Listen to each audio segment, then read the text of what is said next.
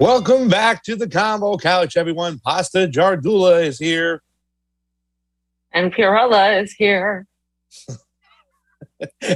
And Jonny Tsu hanging on out with Oz and the overalls on the ones and twos. Fam, it's 10 degrees out there where Oz is at. Can you please give him some love right off the bat just so we know he knows how we feel about him? Nobody gives love like you. Is it really 10 degrees? That's crazy. It's like 75 where I'm at. Sorry. I said, Oz, did you get that new link of the video I sent? He goes, I'm shoveling snow. Give me a couple minutes and I'll go back in. And I showed him a picture of outside, fam. Over here, forget about it. It's like, let me see if I could really, I don't know, Oz, can I do that real quick? Can I? No, boom. Don't. You're going to mess it up. Yeah, look at this. No, you got to see, fam. Look how beautiful that is. Oz, get the full scene right over there. Let people know that I'm suffering where I'm at. Look how beautiful. The ocean is calm. You can see umbrellas out there. It's just beautiful, fam. I don't know what you're talking about. So that's I'm suffering. You can't do that to people. You can't do that to people. That's like oh God, that's like AOC talking about how she's suffering. I know. Everybody, it's like, you are AOC right now. I'm calling you AOC. Tata Ocasio-Cortez Jardula. It was like that movie American Beauty. You don't know what it's like. We didn't even have a house. I grew up in a duplex. Oh. Yeah. Well, fam, so there's been a lot. I mean, every day there's something new, but it's, it's this week where nobody is like sure what day it is. And everybody's like getting over Christmas. Johnny's birthday was yesterday. So we went to play Top Golf, which is where you swing. You practice your golf swing. And I was winning. And then my mom and dad beat me, which is really, really sad. And then, New Year's is coming up. So it's like this week where nobody knows what's going on. But there are some things that happened that we're going to be talking about, guys. Like the United States couldn't help themselves. And of course, they're little, minions in Saudi Arabia, the people that we, give weapons to, give money to, couldn't help themselves in bombing Yemen on Christmas Day, because that's just how kind we are. And so, but I thought Joe Biden said he wanted to end that war, fam. I heard him say that, plain and simple, when he first took office. And it got to end all this, the humanity. And isn't the squad on? Aren't they having a press conference today on all the people starving out in Yemen, and whatnot, and how Biden is exceeding expectations, fam? Is that not going on? You know what, fam? It's just, all it is theater at this point, right? And I think Steve had a tweet today that I really liked, where he was like, if you still think politicians have any like legislative power, you need to get your head out of your ass. Like, if you still think these politicians are going to do anything, you need to get your head out of your ass, because it's about to get really, really hectic. I think I don't know what's going on. I think Facebook blocked me. But yeah, so it might have blocked you. It might have. I don't know. Facebook is fascist book at this point. But so we have a lot of things to talk about. But I really, really got pissed off because I saw this whole smear campaign, and we talked about the Great Barrington Declaration last week. You brought up some good points about it, but there's been this whole smear campaign against it, led by Fauci and his cohort, Collins. And of course, we're going to be talking about that. But Walker Bragman got invited onto Democracy Later to talk about this whole thing. And it was just one giant smear show. So I wanted to debunk that today as well, because there's so much actual misinformation and whole framing of this whole issue of COVID as a left-right issue when it's not. COVID doesn't give two shits if you're a Republican or a Democrat, a socialist, or whatever. Like, this isn't about that. This is the COVID situation should be based on actual science, but it's been politicized. So now they're trying to make it into this left-right thing when it's really being used to manipulate the top versus down situation, which is what we're talking about, the authoritarianism versus everybody else's freedoms, everybody else's ability to choose what they want to put in their bodies, etc. So that's being manipulated. So we're going to talk about that because I think that's important. Yeah. And I did a video yesterday kind of addressing the overall general issues that we're having and how we should talk to other people. Because, Fam, you're bringing up a good point about the Trump supporters still defending him. My uncle basically told us he's no longer a Trump supporter because of how he's just been a fraud. So there are people out there, who we can talk to and we can find commonality with. And of course, my uncle is in the military, retired, and he's definitely not somebody that is, trusting of certain entities. So to speak. So. It's funny, fam, because I did have a Christmas dinner where I had, my cousin, my good friend, my mother, all Trump supporters and stuff, kind of talking about the situation, because I think we see a lot of the same things that we saw with Bernie Sanders, with AOC, even a little bit of Tulsi, right? You know what I'm saying? I'd still say right now, after this falling from grace from everybody, that Tulsi's fall from grace was a lot less harder than what we witnessed with Bernie and AOC. And now even as we bring Trump into play over here, because, we've been mentioning this for a long time, fam, obviously there's a bit of guessing or guesstimating of sorts of what Donald Trump's role was. But you were even a little bit more sound than me, more with your foot down, very much in line with the Slow News Day crew, that he is just another puppet. He's playing it out, that it is theater. And some of these things that we just seen recently with Donald Trump are very, very telling. And I think you put it best in your tweet. And that's why I started off this section with your tweet, because I had to tell these people at the Christmas table, at the Christmas Eve table, listen, I got Obama, you got Trump. Get used to it, get it through and whatnot, and come to a certain place where you can see things clearly now. On our wall, we have, what's the Zago brothers thing? The great sleep. Yeah, the great sleep, big sleep, where the big sleep, mm-hmm. where everybody went to sleep because it was Obama and stuff. But when you wake up and you kind of face facts, and you have to face facts and realize that you're not dreaming anymore, the writing's on the wall. And I think the writing's on the wall now for Donald Trump. So please, let's start off with your awesome tweet and get right into it. Yeah, I can read the tweet. And by the way, for our haters out there who say we never criticize Republicans, we never criticize the right. Hello, this is one of the moments where we are yet again, because they give us reason to. So Trump is as much of a chump puppet as any other president we've had. Trumpers got played, and some still are. Just like the liberals got played with Obama, the quicker you realize that neither he nor progressives are outsiders, the faster we can get to actually countering the real enemy, which is, of course, the predator class that we're talking about. So he was asked by Candace Owens on why he didn't pardon Edward Snowden or Julian Assange. So let's hear it. I want to ask you, in terms of talking about this corruption, by the way, a name that comes to mind in the news recently is Julian Assange. He was exposing this corruption early on. He's had his life ruined because of it. It's a really sad story. Edward Snowden, think about that bravery. For me, I was quite young when that was going on. But the idea of saying, hey, whistleblowing, actually, we've got some corruption going on. They're not being honest with the American people. You could have had a chance to pardon these individuals. Why decide not to in that moment? You have two sides of it. In one case, you have sort of a spy deal going on, and in another case, you have somebody that's exposing real corruption. Right. I feel a little bit, I won't say which one, but I feel a little bit more strongly about one than the other. Right. And you probably understand that. Mm-hmm.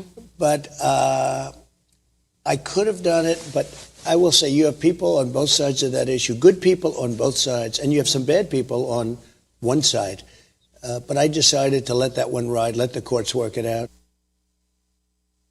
Fam, I'll let you go first, because that was one of the most, I can start, just picking this apart, but your thoughts on this whole bullshit answer that Donald Trump just gave right over there.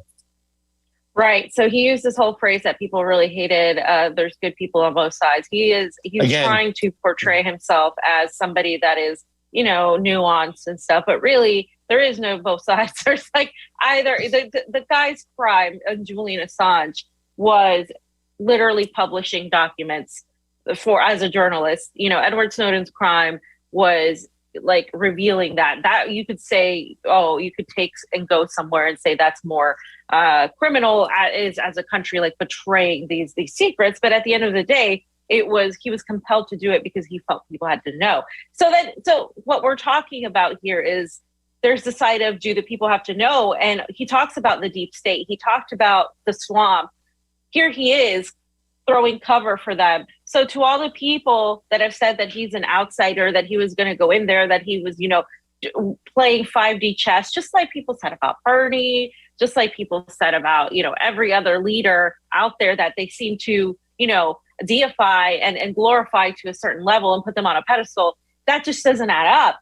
He's obviously, minimizing his actions, his inaction, actually, in terms of Julian Assange. By the way, he pardoned like several rappers, several. Yeah, I was people about that to say, he Lil shouldn't have Wayne and pardoned. Kodak You can Black, talk about that. Yeah. Yeah. It's fun. Lil Wayne and Kodak Black got pardons, but Julian Assange didn't. And it's funny when you also mentioned, fam, did you have anything else to say? I'm sorry if you weren't finished. Were you finished? Go ahead. Just go ahead. Yeah.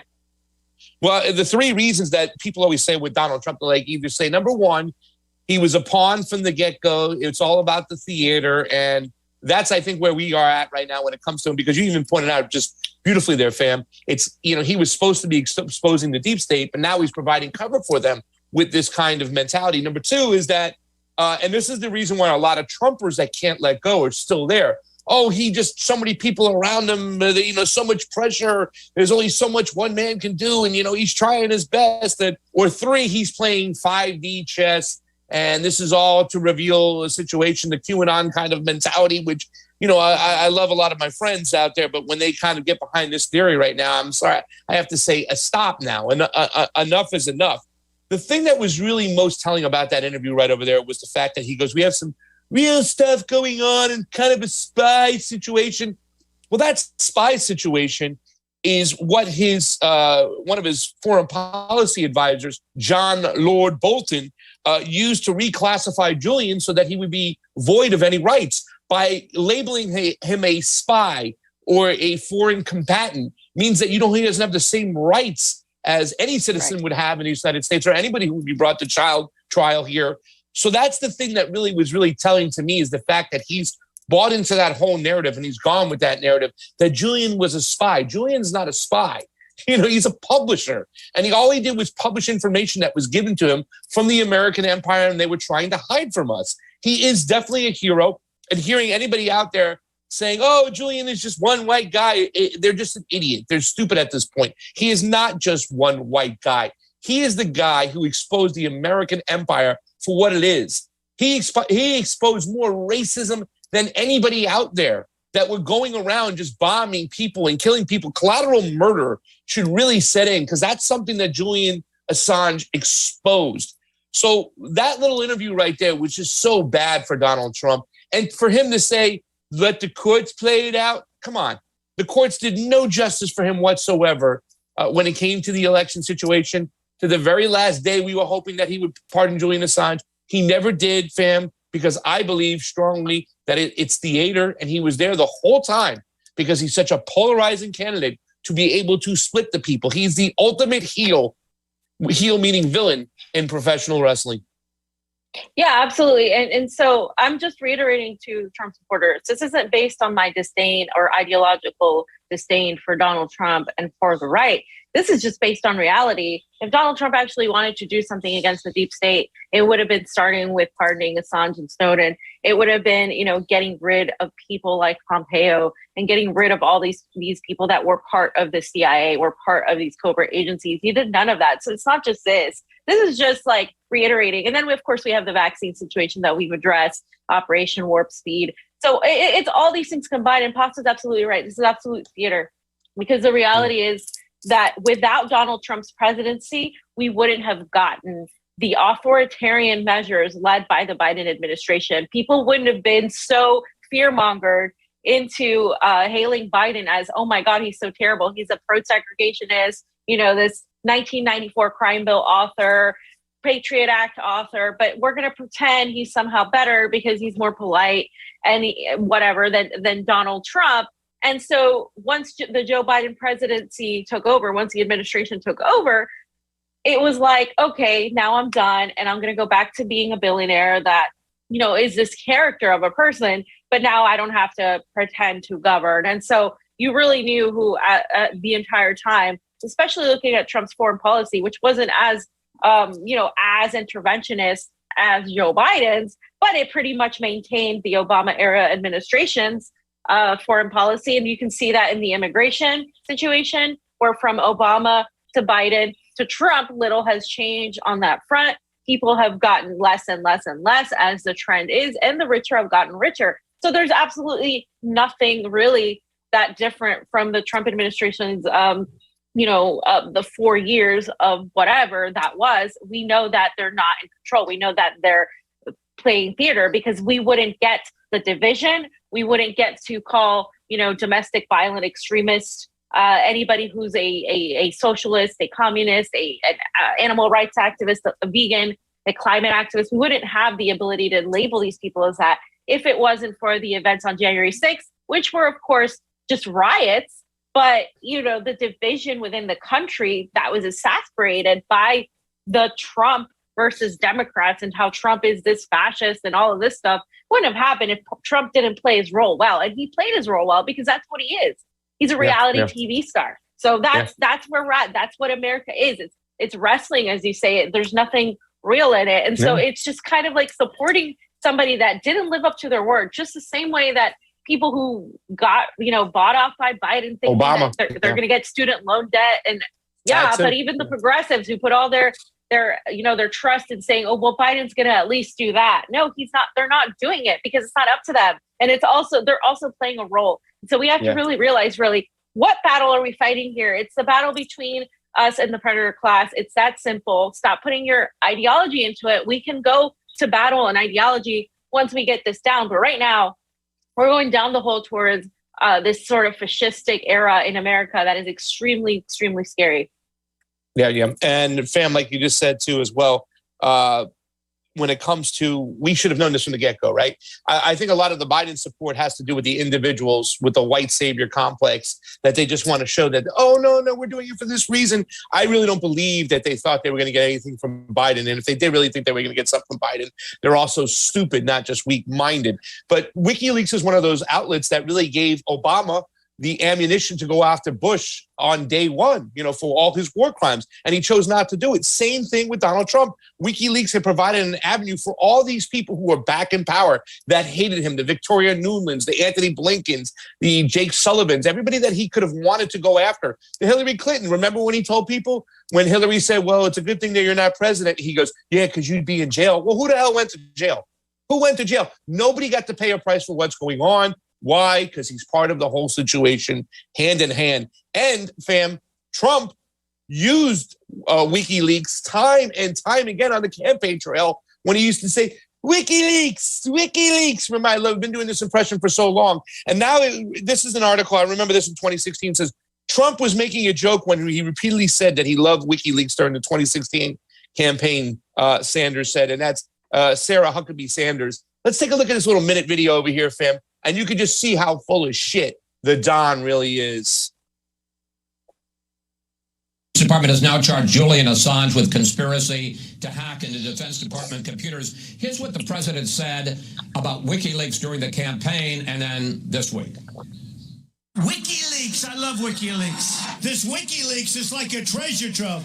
Boy, I love reading those WikiLeaks. I know nothing about WikiLeaks. It's not my thing. How can the president say he knows nothing about WikiLeaks? Remember, life. And does he regard Julian Assange as a villain or a hero? Look, clearly the president was making a joke during the 2016 campaign. Certainly we take this serious. In fact, our administration is the only one that's done anything about it. Let's not forget that the reason Julian Assange is being looked at is because of the engagement he had with Chelsea Manning. That individual is the person that the Obama administration actually commuted their sentence. We're the only ones that have taken this whole process seriously and actually doing something to solve the problem. Okay. The president was making a joke during the campaign. It was talking about the specifics of the case at that moment. It was a joke he made over and over again, but in any case.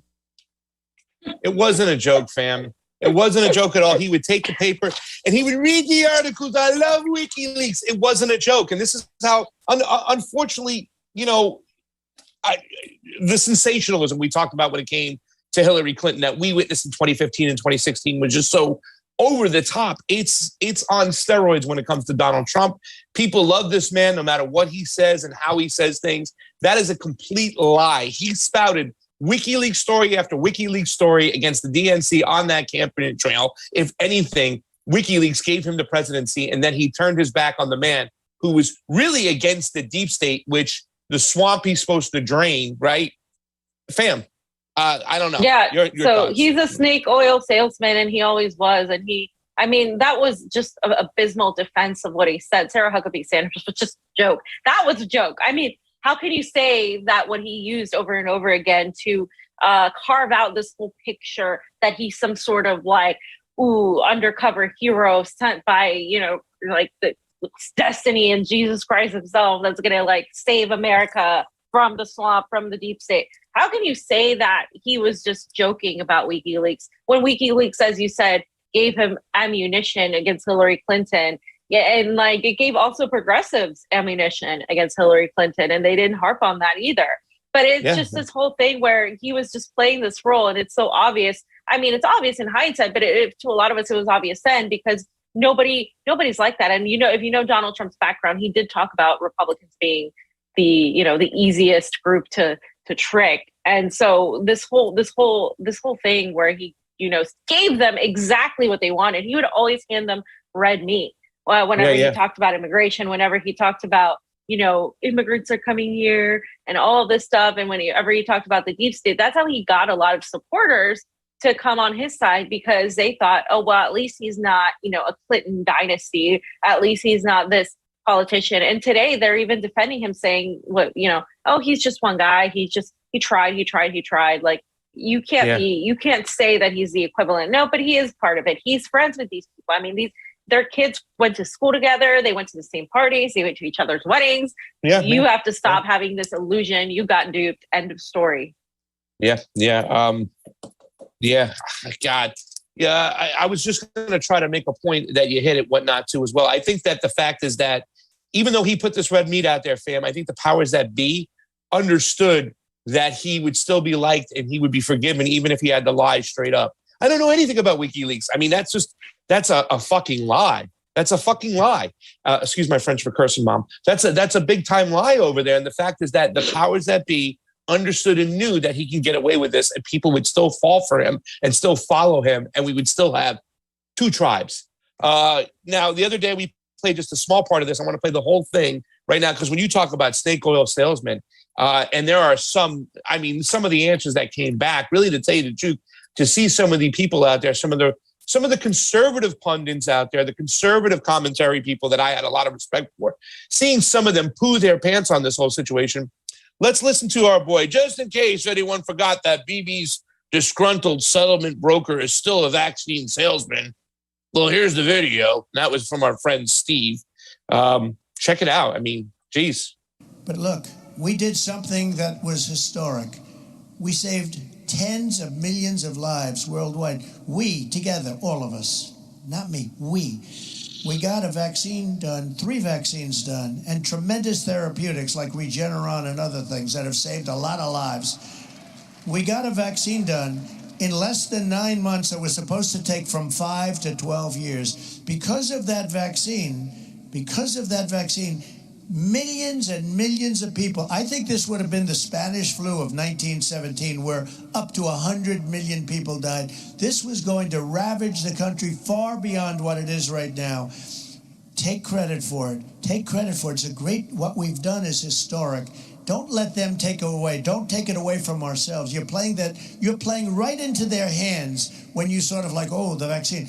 If you don't want to take it, you shouldn't be forced to take it. No mandates, but take credit because we saved tens of millions of lives. Take credit. Don't let them take that away from you. Okay, so the president made news. Do you agree with that? Right? Both the president and I are vaxxed, and did you get the booster? Yes. I got it too. Okay, so... Don't. That's all. There's a very tiny group of it. Damn, that's programming at its best. Knowing that people are going to follow him into this little wormhole. It was your credit. You got it, fam. You did it, fam. You helped save millions of lives. Don't let them take that away from us, fam.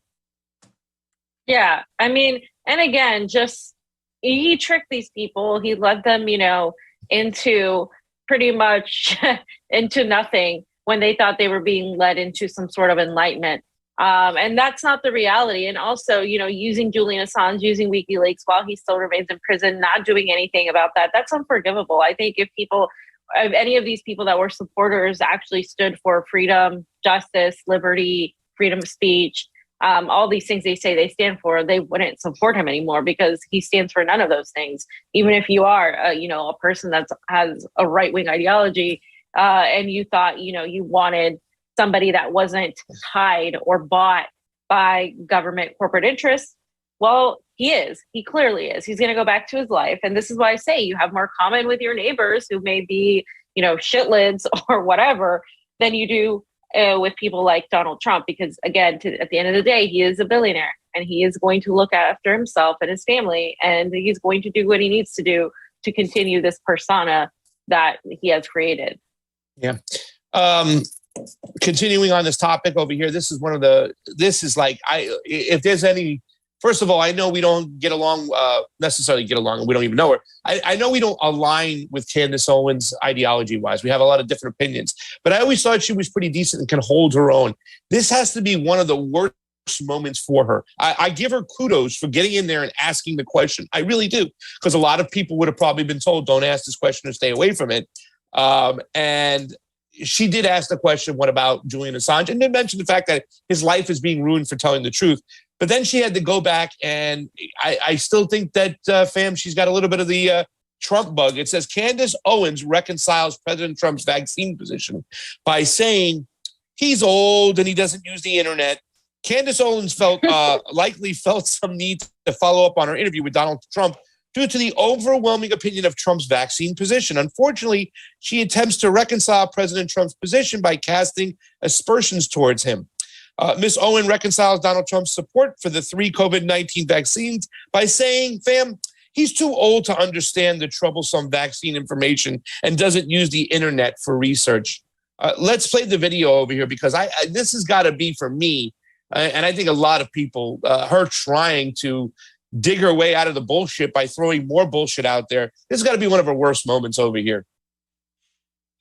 He believes that because he comes from a generation, like people, you oftentimes forget like how old Trump is. He comes from a generation. I've seen other people that are older have the exact same perspective. Like they came from a time before TV, before internet, before being able to conduct their independent research, and everything that they read in a newspaper, if that was pitched to them, like they believed that that was a reality. And one of those things was, this push for vaccines and believing that people were going to die without vaccines. And so I believe that his support of the vaccine is genuine and it's not based in any corruption at all. I think he actually believes those things. And people that are saying, how is he ignoring all the people that are being injured? And, people are sending Rumble videos and all of these, websites, obscure websites. I believe also that he only reads the mainstream media news. Believe it or not, I do not believe that Trump reads or partakes in any other news sources. I don't believe that Trump is on the internet or, that he necessarily uses the web to try to find, obscure websites. I think that he just relies on, typical mainstream sources. So I don't think that there's anything evil going on there. I just wanted to say that because so many donors, supporters of his are kind of like questioning where all of this is coming from. And I think he just genuinely believes that. And he needs to sit down and, have a full conversation with someone. I was interviewing him in that circumstance, but he needs to have a larger conversation to really understand what's going on and why so many people are. Fam, 2 questions, fam. Number 1, does she really believe that? Does she really believe that? And if she does believe that, fam, number 2 question, is that acceptable? Yeah, honestly, I don't know enough about her to know if she believes that or not, but I do know that she is, part of an agency. I do know that she's recruited to present a certain point of view for the right. So I do think that that plays a role. Donald Trump, she makes a point that he's old, and he is very old. He is. She makes that point. I think he is part of the silent generation. I don't even think he's a baby boomer. I think he's even older than that. So, I mean, that is a point that a lot of older people just believe what they see on the mainstream. But Trump was not that person. Trump was always talking about how the mainstream media is fake news. Trump was always talking about how we can't trust mainstream media, how these people during the elections and when they were questioning the elections, how, the fake news was saying all this stuff, how you can't trust the deep state. So, yes, if it were a random, elderly man in his 80s that didn't actually go online and check the news, I would believe that. But it was somebody that was at least, embedded in that in some way, form or another. And if he wasn't, then he played the role that he was. So either way, he doesn't come out good out of this, because then that means that this whole time he was playing a role, Candace. That means that he wasn't really actually criticizing mainstream media for real. That she's saying he doesn't even read independent media or other news sources, that she, believe it or not, thinks that he mostly looks at mainstream media. Well, then why would he sit there and make it like one of his main campaign points that there's fake news, that CNN is fake news, that MSNBC is fake news, if he doesn't know the difference between that and independent media? So you can't have it both ways. Either he knows and he was genuine about his campaign about the fake news, or he wasn't genuine at all and he was just playing a role. So she's kind of contradicting herself here, in order to kind of throw cover for him. Well, there's two things. I don't believe that she really believes that she's saying that. I believe she's providing cover for him and stuff. Not because she's paid to, because she just really likes him and she's emotionally invested. Like a lot of people we see nowadays that are emotionally invested into Donald Trump and can't come to grips with that fact that he's not the person that they thought he was. And also, that's not acceptable whatsoever. I mean, there's so much information out there about Julian Assange. He was talking about WikiLeaks. Mm-hmm. And then for him to push Regeneron and push the vaccines when he himself had the coronavirus before any vaccines were out there. And there's a lot of talk that he took hydroxychloroquine and it wiped it out 1, 2, 3. He didn't even mention hydroxychloroquine or ivermectin. It really is just, like I said, this is bullshit. It's theater. And that was, to me, one of her worst moments for her trying to save grace. And because it's coming from a place of emotionality, and you can't be emotional when you have to take your emotions out of this, and you have to analyze every situation for what it is. And finally, I'd like to say that too, that I think that Candace Owens needs to have you on her show so you can debate her. I know a lot of people would like to see that. Candace Owens has had some time beating up on people like Nicki Minaj. Was it she beat up on for a little? Was it Nicki or the other one? Was it Nicki? Nicki Minaj was anti. She's the one that didn't take the jab. She's the one with her friends in the balls. But they got into it. Candace Owens kind of put her in a place a lot of people felt, and it was like an unfair match and whatnot. I think Candace needs to have you on her show so you guys can have she needs to have some common sense leftists on there. She's promoted Anomaly, and Anomaly has pretty much walked away from Donald Trump, period, for the vaccine salesman position and whatnot. So I give him some credit as well, Anomaly. But I think that Candace needs to have a common sense leftist on there that you can have a conversation with and have a good spirited debate. And I think you would be perfect for that. So I think our fams out there should start sending messages to Candace Owens saying, have Fee on to debate about any of the topics that we can have a good, honest debate about out there. And last but not least, fam, the video transcript over here. Glenn Greenwald did this interview the other day. Why are Hillary and Trump united in warning of Bitcoin's dangers? And it's with Alex Gladstein. And pretty much in the video, and I don't have any part of it, whatnot, I didn't have a chance to break it down. I just saw this morning. But the gist of it is that Hillary Clinton doesn't want Bitcoin to thrive because it's a different monetary system and it goes against her globalist aspirations. Donald Trump doesn't want Bitcoin to be successful because he's a billionaire and he's got a lot of money and he doesn't want another monetary system that can devalue his currency and whatnot. But any way you look at it, in 1 week, we had Donald Trump agree and align himself with Joe Biden, and then Donald Trump align and agree with himself with Hillary Clinton. On major issues, fans, whether it be the COVID is a major issue and hand in hand, and the monetary system. Bitcoin is just not about another asset out there. It's challenging the monetary system. So these are two big areas, fams, where Donald Trump has now been united with the people that he was supposedly against. So who knows? Yeah, exactly. I mean, this is the handshake. This is the pictures. This is, the meme of people, of these corporate elites shaking hands behind the scenes. That's what Trump is, and never forget it. I mean, he was never an outsider. And so, guys, I'm sorry if you fell for it. A lot of us fell for Obama back in the day. It happens again. We did. I mean, We did. you could even talk about Bernie for to a certain extent. did. Obviously, not to the same level, but because he never was president. But I mean, this is the part of it. I mean, they're politicians. Politicians are going to do what politicians do. And that's it, especially billionaires like Donald Trump. So there you go. Yeah. Even Tulsi too, as well, where she kind of changed her position, where now the focus is not so much on the United States empire, it's more on the jihadists that are there. And then I'm not saying that these jihadists are the Boy Scouts and they shouldn't be dealt with, and it's not a problem, but to act like to now do this kind of 180-degree turn to say, well, the issue is them, not the people who created them, which is what I thought she was always at, therefore politicians are going to be politicians. And that's something we have to understand. You can set a level of degree of which one is worse, but this is a situation where we're seeing that we have no friends in Washington whatsoever. Absolutely. Super Rays from Sarah Wagner, fam. Check it out. Thank you for the Super Ray contribution. It is always appreciated on the couch, and even your man, Trey Wright.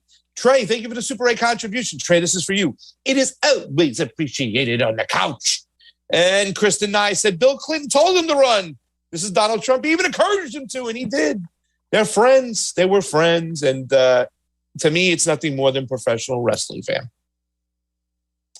Absolutely. Steve said he is sad, heartbroken that I didn't have him on the shit on Bragman, but I told him there could be a part 2. So don't worry, Steve. There will always be time to shit on Bragman.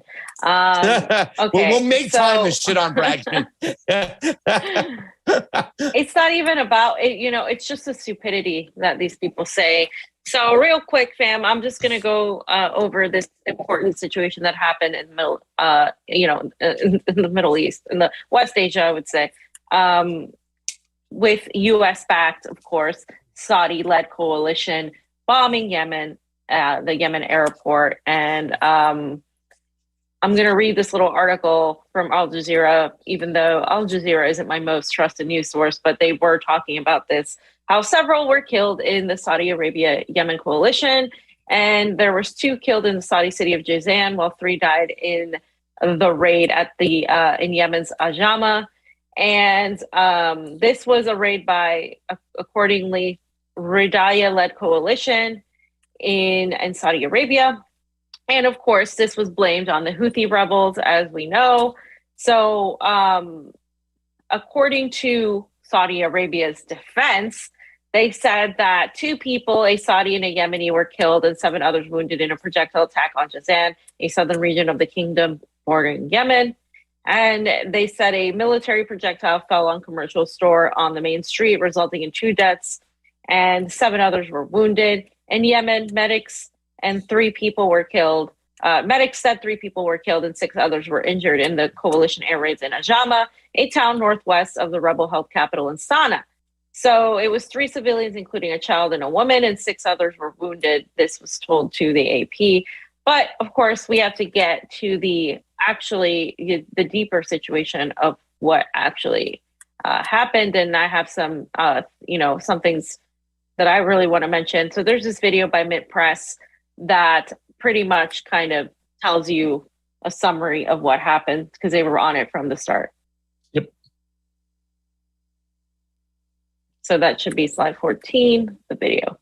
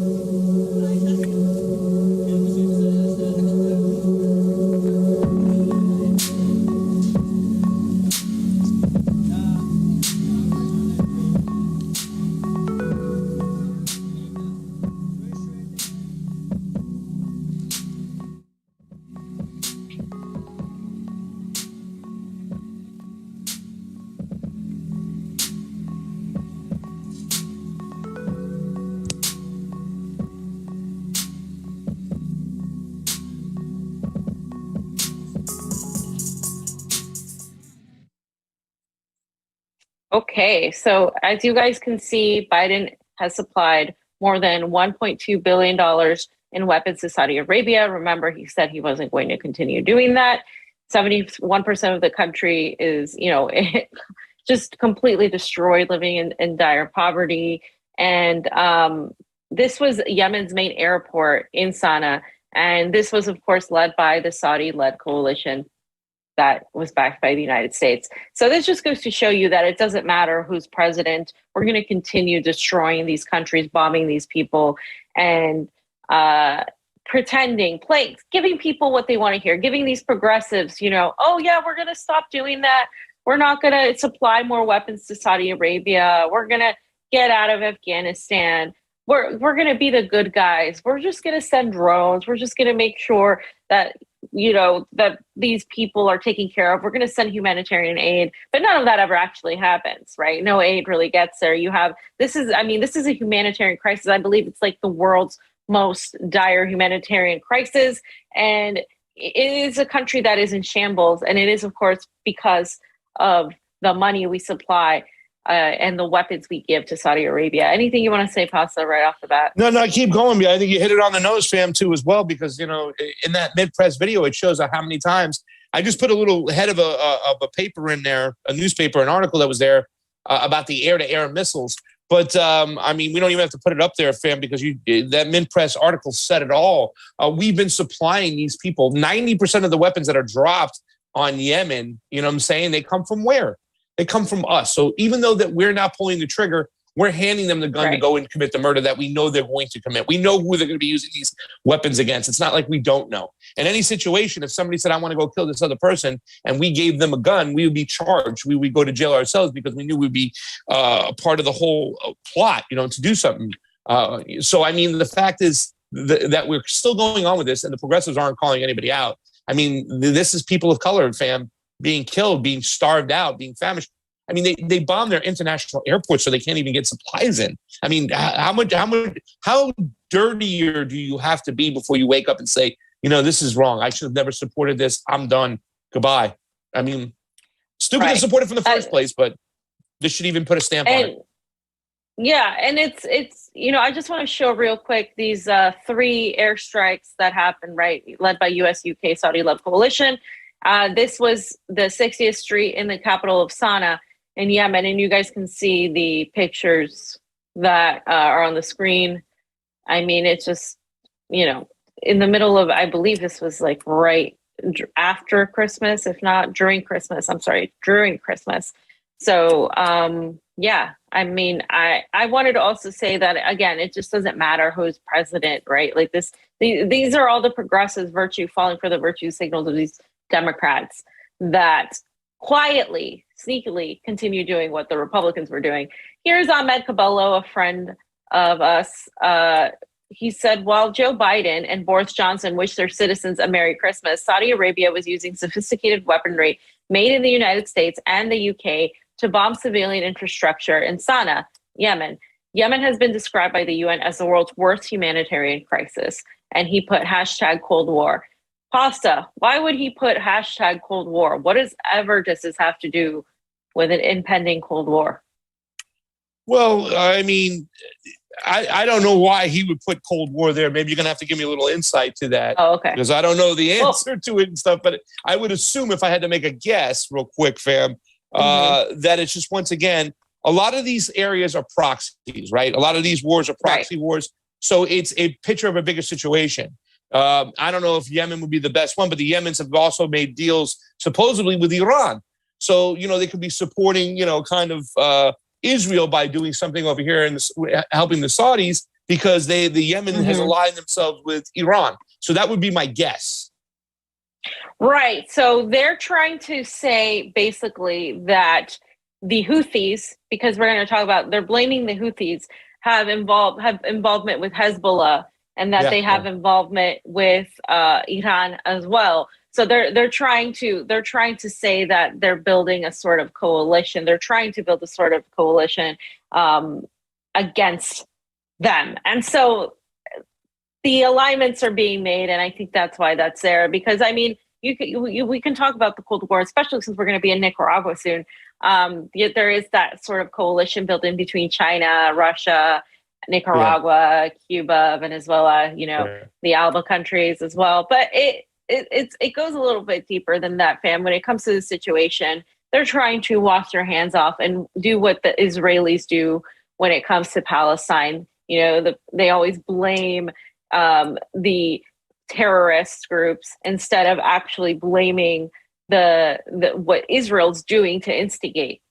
And so in the same vein, Saudi Arabia does this with Yemen when they continuously attack them. So I think that was a part of that. And so just more on how the U.S. is blaming the Houthis. The U.S. State Department issued a statement attacking Iran, right? This is along the Cold War direction, for allegedly supplying weapons to Houthis, while Saudi Arabia is actively using U.S.-supplied bombs to kill civilians in Yemen tonight.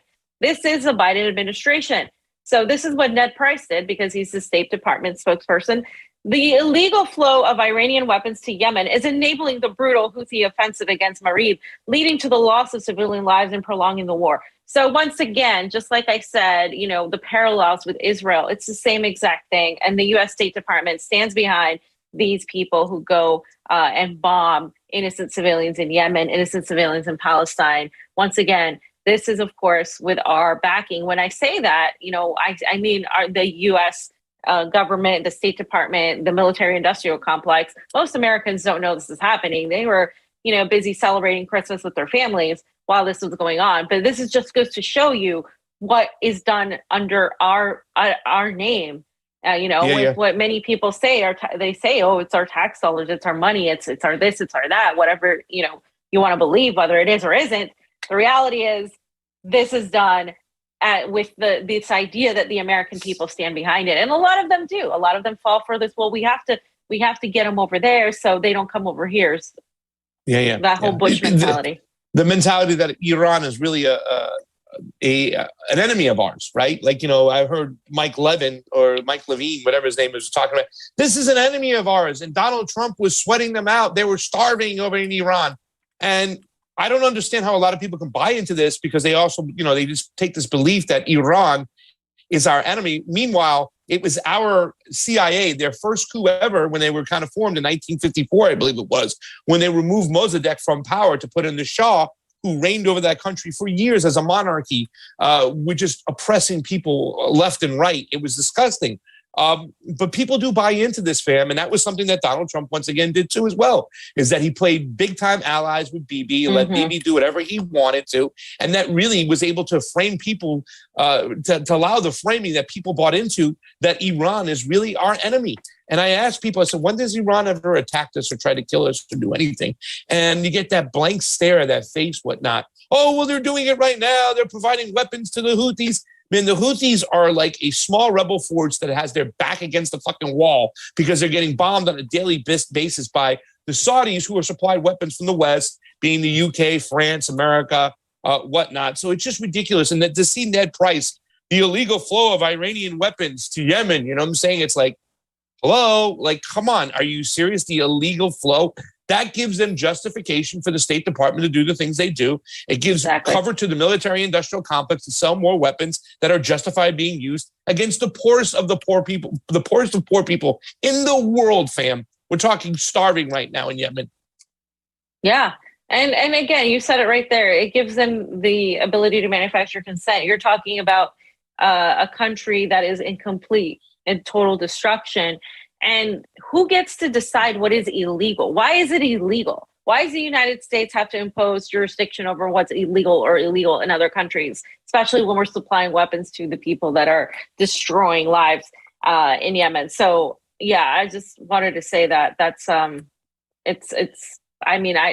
isn't going to stop, because the presidents are puppets. So again, guys, look at who really is the man behind the curtain, the Wizard of Oz.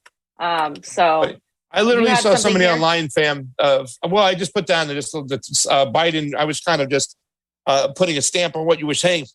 Saudi got its first major arms deal under Biden with the air-to-air missiles. So they were selling them sophisticated weapons. They weren't even sending weapons to defend themselves. He was sending them weapons to attack, to kill. right? So that's all the only reason why I wanted to put that up there real too is quick.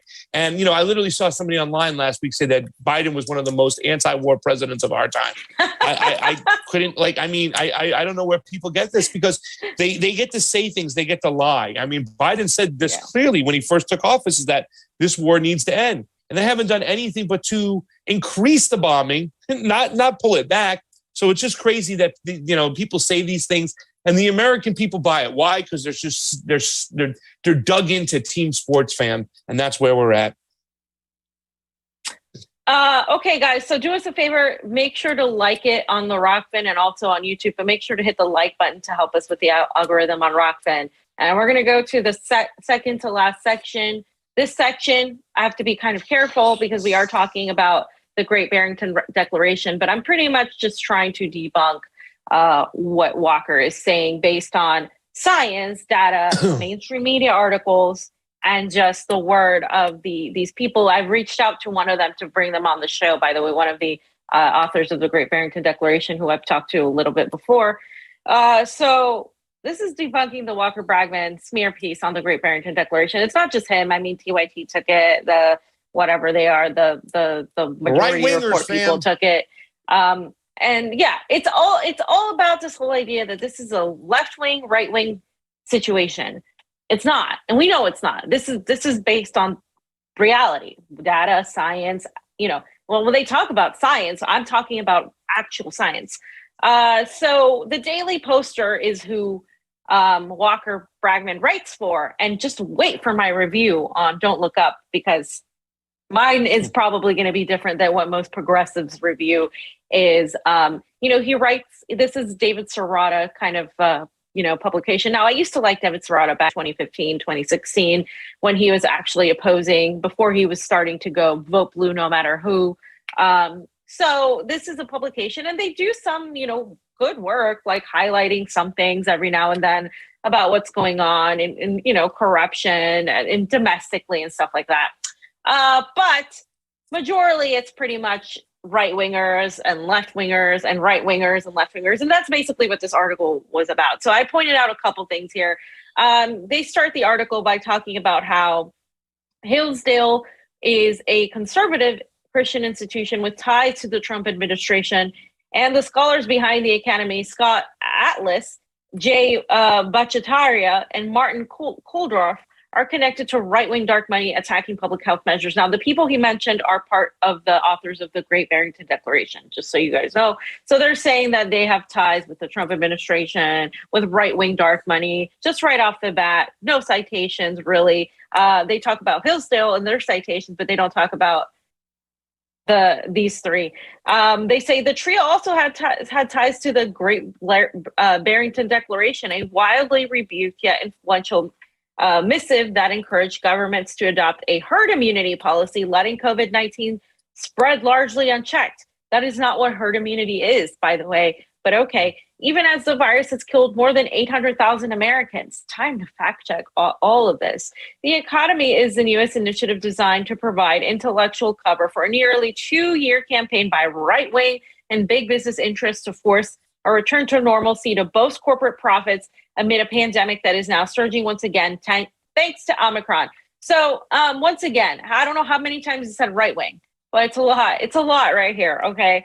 And yes, big business interests really want to reopen, but do they? You have Amazon making tons and tons of money, Uber, gigantic corporations making tons and tons of money during lockdowns. Why? Because small businesses go out of business because they can't afford to come back and they have to shut down. So all these people that work for small businesses or people who work for or their own independent businesses are the ones you're actually screwing. You're not really screwing the corporations in any way, shape, or form. So here we go. Lockdown measures drove down cases in the U.S. and likely saved millions of lives globally. Likely. But the decline of in-person shopping and work combined with factory shutdowns in places like China disrupted the economy. A 2020 report from the corporate consulting firm McKinsey & Co. found the hardest hit industries would take years to recover. I love their sources, McKinsey & Co. One sector in particular that took a big hit was the fossil fuel industry. Okay, so we have here So this is where he starts talking about the American Legislative Council, the ALEC, ALEC, a business lobbying group partially funded by Koch Industries, published a letter calling on President Donald Trump to enable states to reopen. That letter was signed by over 200 state legislators and stakeholders, including leaders from the Koch-funded group like the Texas Public Policy Foundation and the James Madison Institute. To fight its war, the Koch networks also relied on AstroTurf roadmap behind the anti-government Tea Party movement, using its dark money apparatus to coordinate anti-lockdown protests. Anti-lockdown protests were literally people who didn't want to be locked down.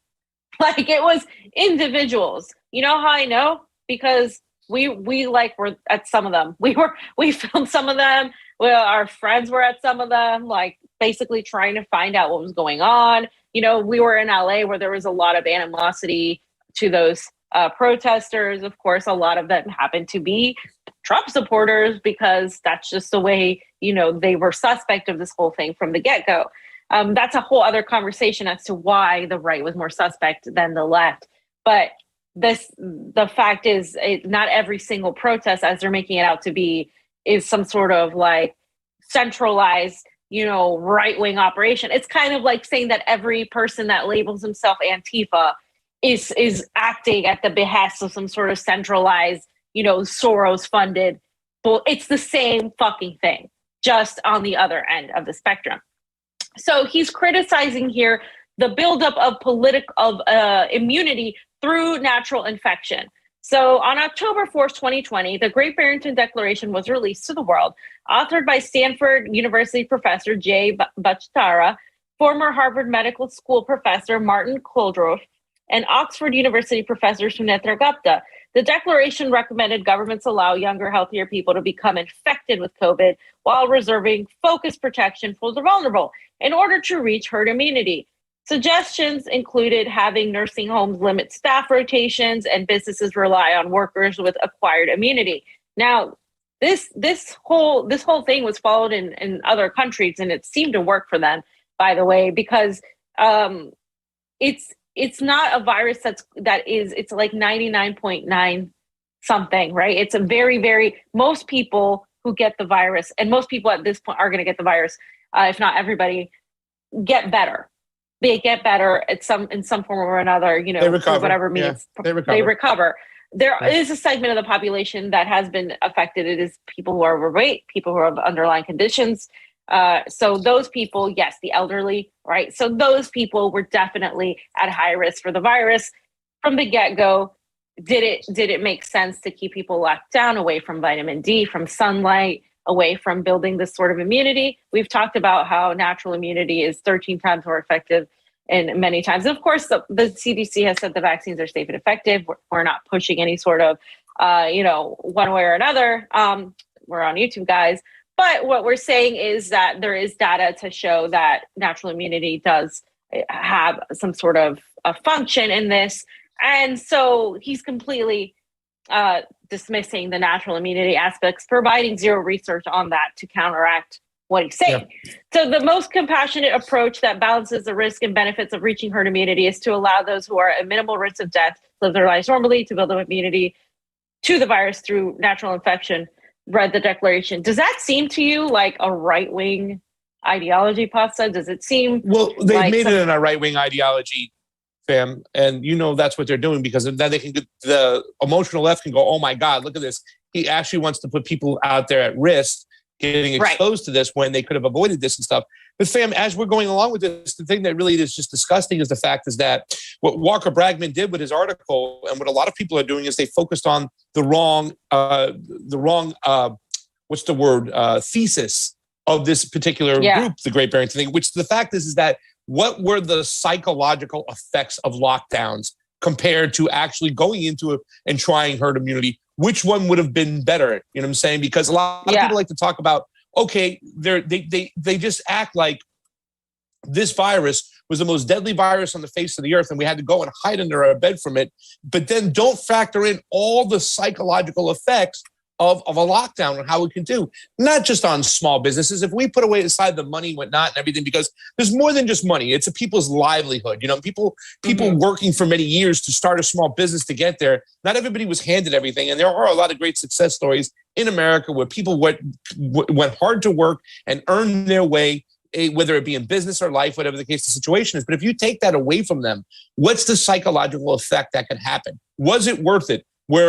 Why aren't we looking at the suicides? And that's what, you know, the great Barrington pointed out, the suicides, the mental health, the child issues, all these things have to be factored in. That's never talked about in the mainstream media. It was talked about here. Well, here's Walker taking a small piece of it and trying to use it to highlight his particular point of view, which is to say that these people are right-wing animals that just wanted us to go out and get infected when we should have been locking ourselves down and hiding under our bed from this deadly disease. You know? Right. And so he continues to sort of throw in his ideology. So this is right off the bat. It's not, you know, it's not serious journalism. It's obviously biased. Like they're obviously like having some sort of political stance on something that shouldn't have a political stance. He talks about how the great Barrington Declaration boasted a veneer of academic legitimacy. Its credential authors wrote the letter at a conference hosted by auspicious sounding American Institute for Economic Research, the AIER, in Great Barrington, Massachusetts, where obviously it got its name from. And according to the website, the letter has been signed by 2,700 medical and public scientists, and none of the authors or co-signers received any money, honoraria, stipend, or salary from anyone. But of course, here we go again. It arose from right-wing dark money and corporate interests. Many of the signatories aren't verified. So here's where they go, and they say that the AIER hosted and filmed the conference and registered the declaration's website, and that they're a cocktied libertarian think tank. From 2008 to 2020, the Charles Koch Foundation donated more than $100,000 to the Institute, and before that, the Koch Foundation donated nearly $1.5 million to the Emergent Order Foundation, formerly Emergent Order LLC, a PR firm that engaged in hundreds of thousands of dollars worth of marketing consulting for the AIER. They also received $54,000 from the Atlas Network, an anti-regulation formerly known as Atlas Economic Research that has received more than $500,000 from Charles Koch Foundation.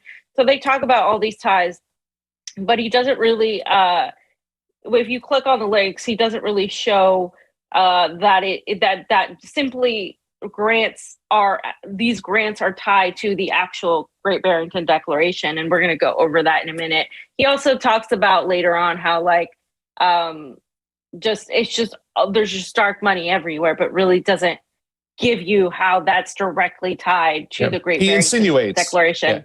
Yeah. He makes a lot of insinuations. And fam, the fact and thing about it is about the Great Barrington Declaration and what Walker Bragman is doing. He accuses the authors of what he is actually guilty of, saying that they are putting aside their doctor degrees and their scientist degrees and whatnot, and they're playing team sports. No, this article is a great example of him playing team sports, trying to have a gotcha moment and stretch a small thing and make it the whole scope of what's going on. Meanwhile, when we played some of these authors just not too long ago, talking about, you know, the psychological effects of lockdowns. And I believe they were genuine when they did this piece, and what they're doing still to this day. It's Walker Bragman who's not being genuine, and he's playing team sports, trying to make this a right-left issue, which is very, very divisive, instead of saying, okay, what is actually in this here? Let's talk about the psychological effects. Are they worth it? No, he won't do it. So according to Coldroff, which is one of the gentlemen that was part of this whole thing, he said, Koch-affiliated foundations funded pro-lockdown COVID research by Dr. Neil Ferguson at Imperial College, but they have never funded me, either directly or indirectly. This is what he said. Lockdowns have generated huge profits for Koch and other big businesses while throwing children and the working class under the bus. That is absolutely true. That is absolutely true. That's what the lockdowns have done. So he's refuting this whole thing. And of course, he just uses this whole thing like the Great Barrington Declaration and its natural immunity strategy were widely derided by scientists around the world. The strategy was condemned by the Infectious Diseases Society of America and its HIV Medicine Association, while World Health Organization Director General Tedros Adhanom Ghebreyesus called it unethical. Thousands of medical professionals called on governments to disregard strategies that rely on natural infection. What medical professionals? You just mentioned the WHO, the World Health Organization. Of course, they're going to degrade this. Of course, these people that are part of the Disease Society of American HIV Medicine Association, Fauci, of course, all these people. And we're going to go into exactly the mechanisms, because Fauci and his cohort actually shut down debate and led a propaganda campaign to discredit the Great Barrington Declaration back in October. And there's email proof of how they did just that. And so I'm going to read a couple things from it, because they call them all fringe. This is what they do. They smear. Yeah. And this is from the Wall Street Journal that actually did a whole thing on this, by the way. Yeah. We covered this the other day too, as well. So there's a little bit more in depth as well. Go ahead. Yeah.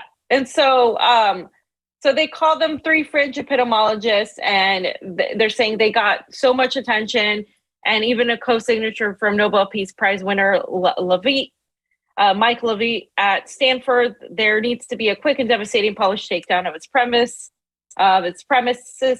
And this is what Dr. Collins wrote. And is it underway, he asked. And so the article argues that they weren't fringe, that their opposition and neither was their opposition in quarantining society. But the panic over the virus, they used their scientific authority to stigmatize the centers and crush debate.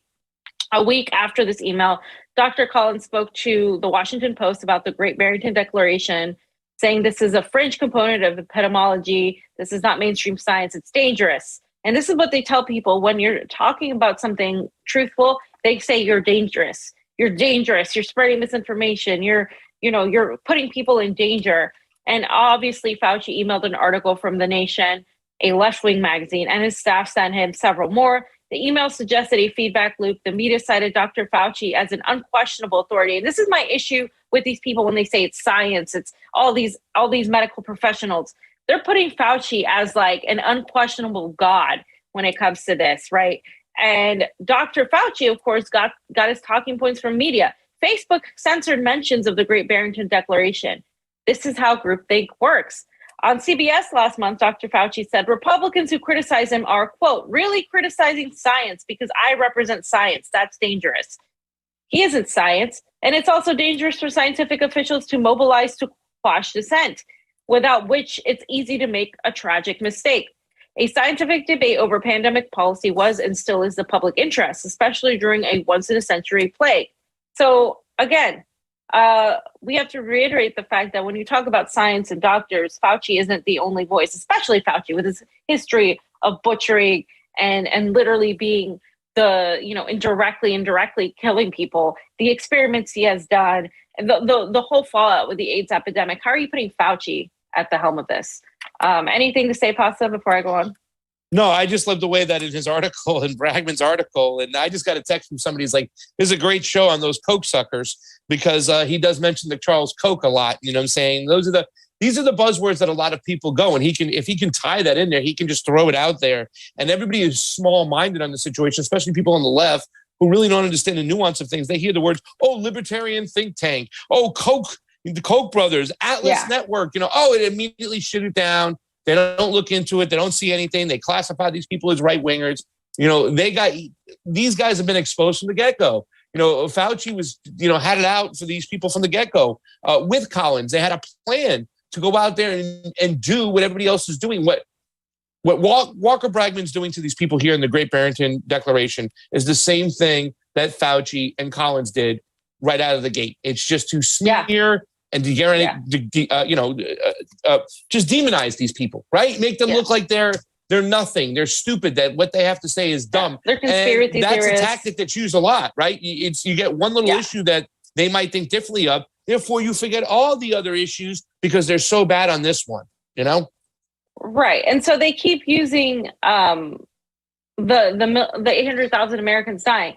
But in this article, they criticize this whole idea. They say more than 800,000 Americans have died as much of the country followed the strategy of Dr. Collins's and Fauci's. And that's not counting the other costs in lost livelihoods, shuttered businesses, untreated illnesses, mental illnesses from isolation, and the incalculable anguish of seeing loved ones die alone without the chance for a family to say goodbye. Why aren't you talking about that, Walker? Why aren't you talking about that? Why aren't you talking about the psychological effects on children? Why aren't you talking about the separation? He was also arguing, the whole child thing that he was arguing about. Like, I forget who he was arguing with, but like with Glenn Greenwald. Glenn Greenwald, he got into it. Remember? Yeah. It was because Glenn said, "Do you have children?" He goes, "No, I don't, but I have friends who have children." And this is a guy who wanted to lock it down after one death of Omicron. Yeah. So, and this article just ends by saying, dude, I don't even like the Wall Street Journal, but like this was an opinion piece that presented a lot of information. And they said, rather than try to manipulate public opinion, the job of health officials is to offer their best scientific advice. They shouldn't act like politicians or censors. And when they do, they squander the public's trust. That's exactly what's happening here. I think Danny Haifong today pointed out, there are no anti-mandates protests in China, Cuba, and I forget where else he said, but he was like, but there are also no mandates there. So there's also that whole sentiment in America. There's no mandates in other countries. They don't do that. Well, why do you have to mandate a country to do something here? Because public distress is so intense. Like the people do not trust their government with good reason, right? The government has been lying to us since its inception. Since its beginning, the government has been lying to us. And so for me, it's like, well, in some of these countries, the government actually does work for the benefit of people. I'm not going to say all like that. There's nothing wrong with some of these countries, but people genuinely feel like the government works for them. Just like we saw when we were in Nicaragua, people feel like the government does stuff for them, so they support the government. It kind of works in that way. But when you have a government that constantly lies to you, when you have a people, minorities that have been just exploited by the government, experimented on, they're not going to trust the government. So it's that simple. It's funny too, because when China did lock down people, they had their lockdowns, they got out of them quickly because they actually treated people, not with vaccines, but, giving them vitamin C drips and chloroquine to get that zinc into their system. So they actually had, their protocols were great. Once again, it might not be the best way too, as well. I'm not going to justify any authoritarian measures, but when they handled the situation, they handled it with natural remedies that got people healthy and better quickly. Yeah, and I mean, I don't know if I would call their measures any more authoritarian than ours, because ours we went on lockdown too. The entire world went on lockdown. I mean, you couldn't go anywhere. It was a scary time, and nobody knew what was going on. Everybody was trying to figure out what was happening as it was happening. And so a lot of people have changed, their takes before, even journalists. We've talked about this, how they thought the government should act. Initially I wasn't opposed to the lockdown when it was happening, but afterwards, just seeing how they used and weaponized that to try to do it again and again and again. And obviously we weren't getting anything, that people weren't receiving what they were going to receive. Then it's like, okay, well, that makes sense. People who are opposed to any sort of government at all, period, were always opposed to a lockdown because they don't want the government telling them what to do. So that you have to take all those things into connotation. But here is Francis Collins and Anthony Fauci. So Francis Collins from the NIH sent him the email to Anthony Fauci once again, and they CC'd Lawrence Sabeck, and it said, "Hi, Tony. Hi, Cliff. See the greatbarringtondeclaration.org." So he put the website. "This proposal from 3 fringe epidemiologists who met with the secretary seems to be getting a lot of attention. And even a co-signer from Nobel Prize winner Mike Leavitt at Stanford. There needs to be a quick and devastating published takedown on its premises. I don't see anything like that online yet. Is it underway? Francis." So then they began doing this, was back in October of 2020. So guys, like, this is what they do. This is what they've been doing. This is what actually happens to people like us, anybody that's actually opposing anything. I have literally seen messages from people saying, we need to take down Fiorella's account. She's dangerous. She's spreading this and that. Like, she needs to go down. We need to report her. I have seen that same type of language. I've seen it with other politicians that were once thought of progressives. I've seen it with people talking about other journalists like Glenn Greenwald or Max Blumenthal, and other people that like Jimmy Dore, even, like, I've seen, we need to get rid of these people. They're getting a lot of attention. Like, you shouldn't have this platform. Why does she have a following? We need to stop that. She's dangerous. And so it's the same language that they're using. And Walker is just welcoming that language because he doesn't like some of these people's ideology on the vaccine, or he thinks it's a right-wing thing. He doesn't like our stance on it and the stance of Max Blumenthal. They have been smearing the entire gray zone. Like, people are saying, why is gray zone posting anti-vax information? And when you read what they're writing, it's anti-mandate. It's questioning the government power, the media lies, the censorship. That's not flat out saying, don't do this or that. But it doesn't matter, because all they hear is like anti-vax, and they don't look at anything else. It's funny too, because it's very childish. And this is where our adults are in our society right now.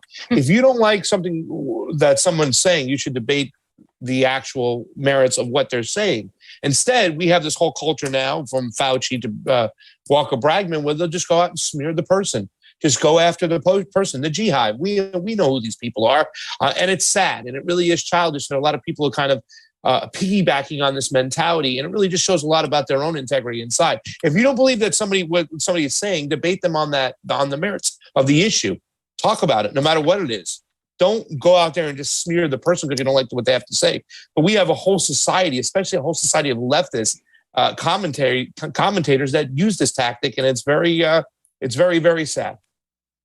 So just to kind of wrap up this segment, Martin Kulldorff wrote a rebuttal, pretty much refuting everything they were saying a couple months ago in October. He said, COVID lockdown and the retreat of scientific debate. And this is a really great article if you haven't read it. It's on the spectator.co.uk. And he talks about science is about rational disagreement and the questioning and testing of orthodoxy and constant search for truth. With something like a lockdown and untested policy that affects millions, rigorous debate and the basics of verification/falsification are more important than ever. Academics backing lockdown or any major theory ought to welcome challenges, knowing as scientists do that robust challenge is the way to identify error, improve policy, and save lives. Okay, so then he goes and talks about with the lockdown, science is in danger of being suppressed by politics. Wow. Lockdown moved instantly from untested theory to unchallengeable orthodoxy. And that's what we've seen. Believe science. I believe science. You don't believe science. There's not rooted in any sort of logic, right? Where dissenters face personal attack. Understandable on social media, perhaps, but it has now crept into the British Medical Journal, the BMI, in a recent article about the Great Barrington Declaration, the GBD. The GBD, which I wrote together with Dr. Jay Bhattacharya at Stanford and Dr. Sunetra Gupta at Oxford, argues for focused protection rather than a blanket lockdown, which inflicts so much harm on society. We wanted better protection for those most at risk, mindful that COVID typically poses only a mild risk to the young. For saying so, we were smeared as the new merchants of doubt, as if skepticism and challenge is regarded by the BMJ as something to be condemned. So I'm just reading this article, and this is his opinion, but he states, the BMJ article is full of errors. And this is the article that Walker Bragman used. This is the article that TYT used. This is the article that all of these smear merchants have used against not only these three scientists and doctors, but also against anyone discussing this, including, of course, Max Blumenthal and members of the Gray Zone who brought this up as well. And so he said it's full of errors. So here are some of them. My colleagues and I are described as critics of public health measures to curb COVID-19. On the contrary, throughout the pandemic, we have strongly advocated for better public health measures to curb COVID-19, specifically protection of high-risk older people with many clearly defined proposals. And he cites his sources, what he means by that. The failure to implement such measures, in our view, has led to many unnecessary COVID deaths, like having protocols in place.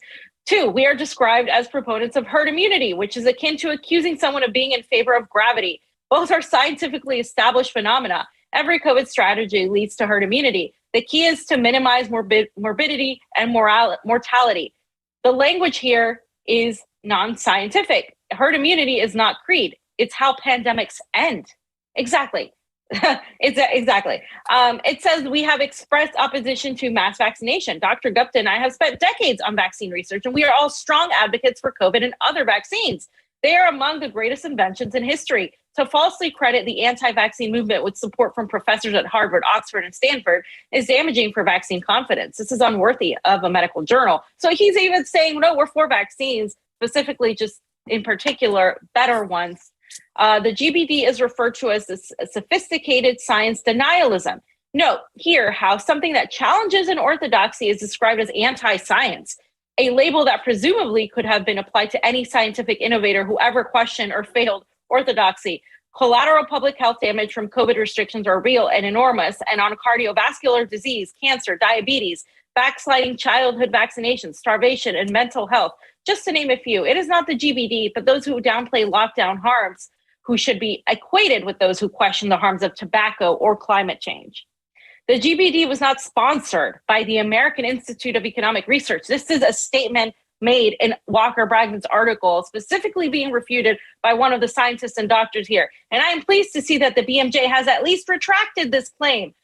We were there for the media interviews with no sponsorship. How did such a blunder end up in print in the first place? The AIER staff did not ever even know about the declaration until the day before it was signed. And the AER president and board did not know about it until after publication. If we had written the declaration at, say, Starbucks, would the BMJ have claimed that it was sponsored by the coffee shop? So again, they're saying that because it was all there, that they were directly sponsored by it. So his point is, like if we wrote it at Starbucks, then does that mean Starbucks is sponsored? It's just fucking ridiculous. The arguments these people are making. Right, exactly. And that they decrease the spread of the virus for some point.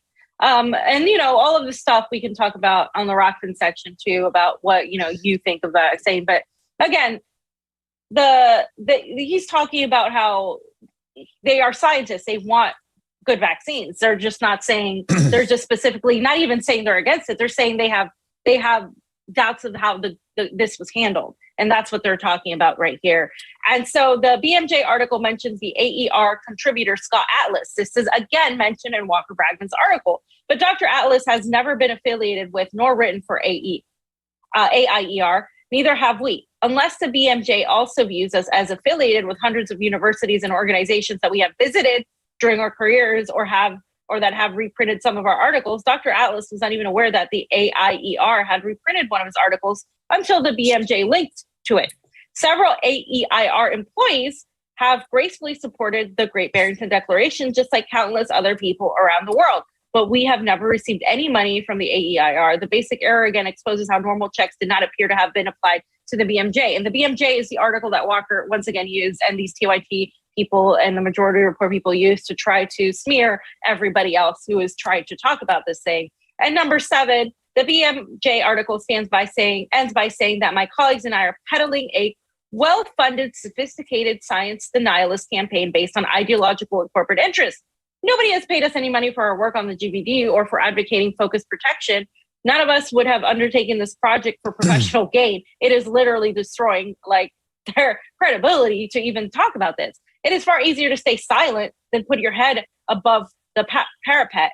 As a vaccine developer, Dr. Gupta has connections with the pharmaceutical startup, but Dr. Bhattacharya and I are among the few drug/vaccine scientists who purposely avoid the pharmaceutical company funding to be free from conflicts of interest, which is what scientists should do, because one is for profit, the other one's actually trying to find science, use science to help people. And so they attempted to link them to the Koch brothers. This is the essence of Walker's article in an ad hominem attack of the highest order, but failed to mention much closer connections. We all work for universities that have received donations from Koch foundations, although unrelated to any of our own work. While the AIER has received only a single 68,000 Koch donations a few years ago, many universities have received multiple much larger Koch donations, including $1 million gifts to Duke, Harvard, Johns Hopkins, Stanford. Since university staff frequently publish in the BMJ, the journal is arguably more closely connected to a network of organizations funded by Charles Koch than the AIER. So he's saying, if you're going to go after us for being in universities that have been funded by the Koch brothers, then you have to go after pretty much any other scientist who was published in this magazine, the BMJ. So you would the British Medical Journal. So you would have to go after everyone if you were operating like this. But no, that's not how they're doing it. You see how they're taking certain entities. And so he talks about how many scientists have received research funding from private foundations. And, private foundations are you should be thankful for it because it's a good thing to receive money to do your projects, but it's hypocritical and discriminatory for the BMJ to single out Dr. Gupta because her lab received limited funds from the Opel Foundation. As one of many examples, Neil Ferguson and his team at Imperial College were awarded a prize by the Koch-affiliated Mercatus Center's Emergent Ventures program. During a pandemic, it is the duty of public health scientists to engage with government officials to use their expertise to confront what right now is perhaps the biggest single problem facing humanity. It is hard to understand why anyone would criticize that. If we are to be faulted for anything, it is that we failed to convince governments to implement focused protection instead of damaging lockdowns. One place where we had some success was Florida, where the cumulative age-adjusted COVID mortality is lower than the U.S. national average with less collateral damage. If we are wrong, then as scientists, we would welcome a scientific discussion on how and where we are wrong. And so, we can talk about Florida. We're here right now. I mean, Florida is just like, you just don't see, the mask. You don't see the lockdown. You see people have it working. You see small businesses. Still, some have suffered, but not to the level of what's happened in California. He's not, in Walker's article, he was like, he's amplifying what's his face's the Florida governor's DeSantis right wing. Yeah. Governor Ron DeSantis's right wing message. No, he's saying that Florida handled the pandemic better. And I'm saying that as somebody who lives in California, where we have ridiculous measures and it has helped absolutely no one but the fucking rich. The working class people are suffering right now because of that. Yeah, well, I mean, the whole gist of what they were saying at that last part of the last principal point they were trying to make is that they're open to debate, they're open to talking, but they're never going to get that. We're never going to have this open, robust debate about what, how lockdowns can psychologically affect us. On the last show, when we did talk about this, I put up Alex Rubenstein's partner, Mila, who kind of writes about the psychology of what's going on, or why people are getting into the team mentality, or their political ideology comes from how society is today. But she also mentioned too as well about why isn't anybody having this open discussion about what the effects psychologically a lockdown could do. And that's something we're just never going to get to. You're just going to hear one side say their thing, the other side is going to speak. And once again, like people like ourselves, we're open for debate, we're open for conversations. If somebody wanted to talk to me and debate, I don't even want to say debate, but just openly have a conversation where they disagreed about as far as treatments and therapy and every steps of the COVID, I'm willing to do that. But they're not really willing to have us on those shows for those people who feel that way. It's the same plan the progressive commentators have followed of the Democratic Party. And that's just say what you have to say, demean, demoralize, and avoid any dissenting type of voice, any opinion that's different than yours. Just stay in your own bubble, get your message out, and that's that. And so, I mean, it is a shame. And we see that on right-wing television too as well. My mom, when she does have Fox on, when she watches some of her shows, we'll see these people make their opinions. Nobody's there to combat them, especially when it comes to China, when it comes to Iran. They just get to say what they want to say, and they'll put up lies, and they won't have any dissenting voice against them. That's why I like RT. That's why I like Crosstalk. It's because they invite that arena, right? You'll always see on the little newscast, they'll have a clip of two people who disagree going back and forth on a subject. And that's the type of robust debate we need and should be encouraged. Exactly. But it's not encouraged in our society. It's just stay in your bubble, demean, demoralize, and go, go, go. And to wrap up this article, they talk about the Israeli study suggesting that natural immunity could be a strong protection. And then he says, this last part I want to read because this is so pertinent to what's happening right now. Because of political strategies using slander and ad hominem attacks, many physicians and scientists have been reluctant to speak out despite their reservations about pandemic policies. The error-strewn attacks in the British Medical Journal demonstrate what awaits academics who do challenge prevailing views. That such an article was published exemplifies the decay in standards of scientific journals. Open and honest discourse is critical for science and public health. As scientists, we must now tragically acknowledge that 400 years of scientific enlightenment may be coming to an end. It started with Tycho Brahe, Johannes Kepler, Galileo or Galilei, and René Descartes. It would be tragic if we would end up as one of the many casualties of this pandemic. And that's exactly what's happening. And that's exactly what they're trying to do. And people like Walker Bragman and his publication are absolutely fueling more of this. And real quick, just to show what he's talking about, he's demanding lockdowns for Omicron. From Al Jazeera, COVID, South African studies suggest Omicron milder than Delta. We've covered this. City A&M, COVID silver lining, extremely mild Omicron variant is rapidly killing off much more deadly coronavirus mutations. This is according to the scientists and these studies. I'm not going to go into it. I'm just going to tell you guys